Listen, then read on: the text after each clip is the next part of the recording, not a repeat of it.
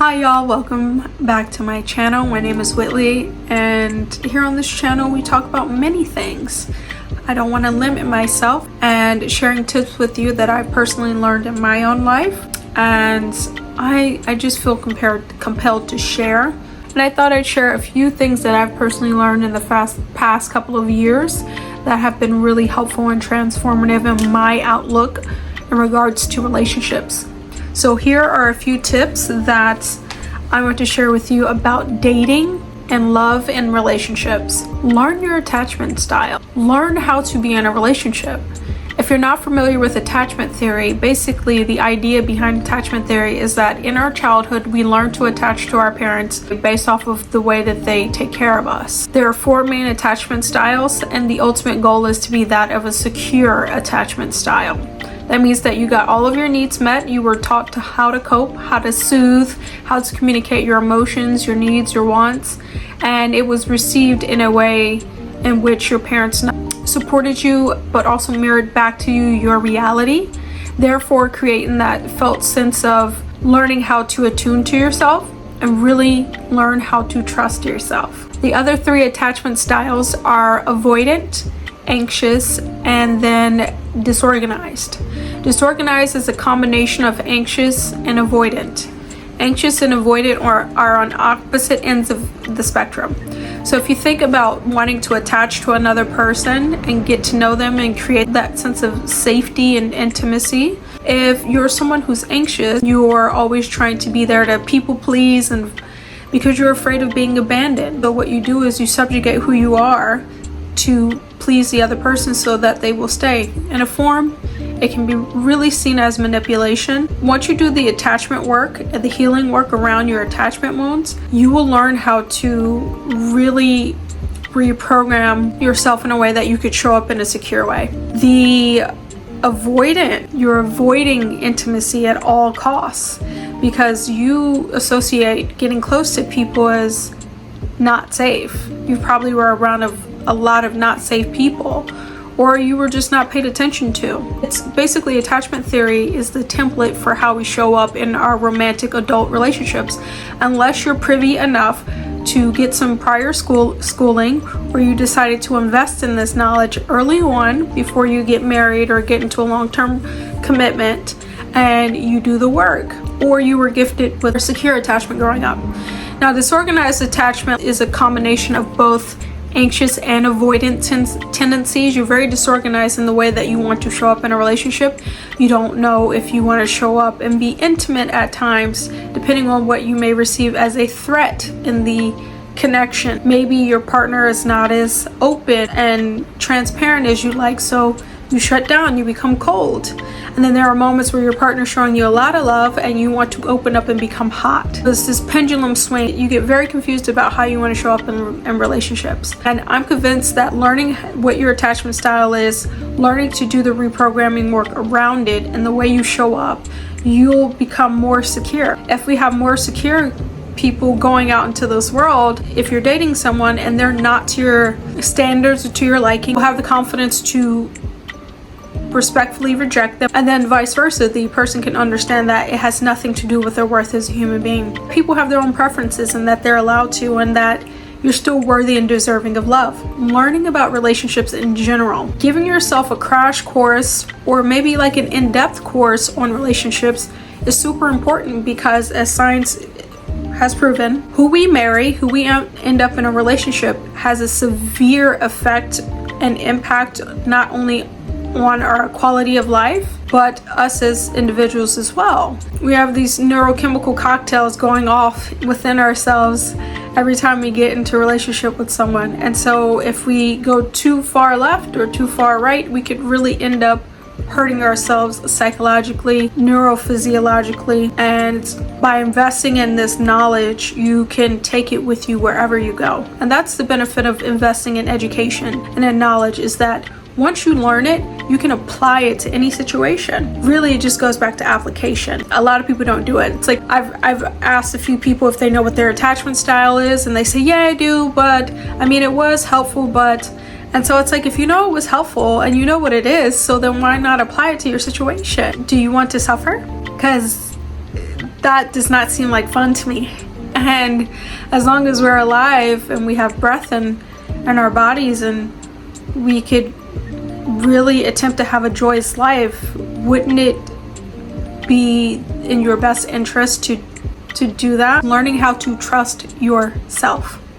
So many people place emphasis on being able to trust the other person, and trust is developed through congruency and consistency, and through a person's action. Are they showing up consistently with what they're saying? Is it in congruence with what they're saying? And that usually is done over time. That's an external outlook. The most important thing is to internally be aware of what is going on in front of you. This stops people's ability to gaslight you. This makes you aware of red flags. This makes you aware of your environment and the person in general, if you feel like you're safe or not. Learning to trust yourself means that you can rely on your own judgment and make choices that align in your best interests with your values and priorities, even if they are different from others. It means that you can trust yourself to bounce back from setbacks and challenges. It means that you believe in your own ability to really understand the situation in front of you. And so when you trust yourself, you're very authentic with who you are, because you're more likely to be true to yourself and your value. This goes back to learning your attachment style. Once you learn how to become a secure person, and you truly understand in the core of your being that you attribute value and meaning to other people and their presence in your life, and that you have the power to invite people and to ask them to leave. If you sense that a person is not connecting with you to the level that you'd like, maybe ask for genuine feedback, what they were looking for. If you meet those requirements, having that sense of curiosity instead of taking the rejection as you're going to die, that you're not valuable, you're not worthy, really taking it as a note of how you can be better and improve, or maybe like realizing that that person's not for you and you're not compatible and you're not looking for the same thing. Learning to trust yourself is relying on your own judgment about what your values and priorities are for you. It's about being authentic with what you value and being true in that. Because when you make choices that reflect who you are and what you want, rather than trying to please others or conform to other people, you're going to be more joyous and happy at the end of the day. You're going to be more fulfilled and in alignment. Again, that goes back to understanding what you want to begin with. Knowing what you want and need in a relationship. Knowing what your needs are and if your partner can really meet them. Knowing what your needs are, and if you're on a date with someone, ask them if that is something that they can meet. And then through congruency and consistency, aka learning how to trust, based off of that, when you ask this person, hey, is this something that you can meet? This is what I need, and feeling comfortable, because that goes back to the security, feeling comfortable and knowing what you need and knowing that you're worthy and deserving of your desires in a relationship. Knowing what your needs are, asking what their needs are, being honest with yourself about whether or not you can meet them, being honest with yourself about whether or not they can meet them, and giving it a shot, taking the risk, seeing that it's better to risk this and give it a go little by little. Another aspect that I really think goes back to the area of self-trust. When you learn to trust yourself, there's a certain amount of pacing in a dating situation that I think should really occur. I think dating should be pacing to begin with, but learning to pace yourself in a relationship, learning to really take time to check in with what you want and making sure this is in alignment with your goals and your desires, not feeling rushed to have to make a decision about anything. Especially when you're getting to know someone, you see the consistency, you see that things are congruent with what they're saying and what they do and how they show up and the quality of their friendships and their lifestyle and their family. I mean, and again, if you are dating someone who comes from a trauma background and they're doing the work, I also think that's worthy of it, depending on where they're at. All of this takes work, and it is worth the work. Who you choose as a partner will affect your quality of life so much, will save you time, effort, and energy, and you won't waste it by learning how to do these things is knowing with crystallized clarity what it is that you want. If you are someone who's looking to be married, I would encourage you, if you're on dating apps, if you're meeting people organically and you find that connection, or if someone seems to be interested in you, I would say boldly and with certainty and security within yourself, if you're looking for marriage, I am looking for marriage. I am looking for something serious, something special, something real, and I value marriage, and that is what I desire. I think to get on a date and give someone the time of your first date without at least letting them know in your profile, in your bio, that marriage is the end goal, I think that is so honest and authentic. It will also weed out the people who don't want that. And if you also stick to your values and your priorities, and this is a priority of yours, then you will get only closer to your desire. I've talked with people, they've said to me, hey, I want to be married, but isn't it too much to just say that I want marriage on the first date? Well, no, because why are you there? What is the purpose of the date? Are you just trying to hook up? Are you just trying to have casual relations? Then don't mention it. But if you are truly trying to get married, that is what you really desire, I think mentioning it on the first date about what you're looking for is really important, because it doesn't matter whether or not you make it there or not. What matters is that you're honest about why you're there. If you and this person do well, you don't start the lie. I think it's a form of a lie to be on a first date and someone asks you what you're looking for and you don't tell them marriage. I think you've lied to yourself. You've lied to them. That's not how we want to start off in any relationship. Lying is like an internal shame experience. I feel ashamed, so I feel ashamed about what I want and I desire, so I'm going to lie about it in the hope that everything works out. It's like a lot of people who get into situationships, which I think are dead and emotionally and psychologically damaging, because you start out being okay with someone else's desires so that you can be close to someone and not be alone, because it's easier that way. And then 6 months in, 10 months in, 10 years in, you realize, oh, I love this person. Then you take yourself on this emotional roller coaster of trying to prove your worth to this person, of manipulation. I've seen it, I've heard about it, all because you don't feel like you're worthy and deserving of what you desire. It is a simple mind shift in that what you want matters. A very important question I ask you to ask yourself is, why do you treat yourself like you don't matter? Why do you treat yourself like what you want doesn't matter? It absolutely matters. And why would you give someone else the power over you to decide what's more important for you, instead of learning to, again, going back to the word, trust? If you've been paying attention in the dating stage, was I someone who was congruent and consistent with what I said I was going to do and be about? If I was not someone who was that way, then we both lied to each other. We both lied to ourselves.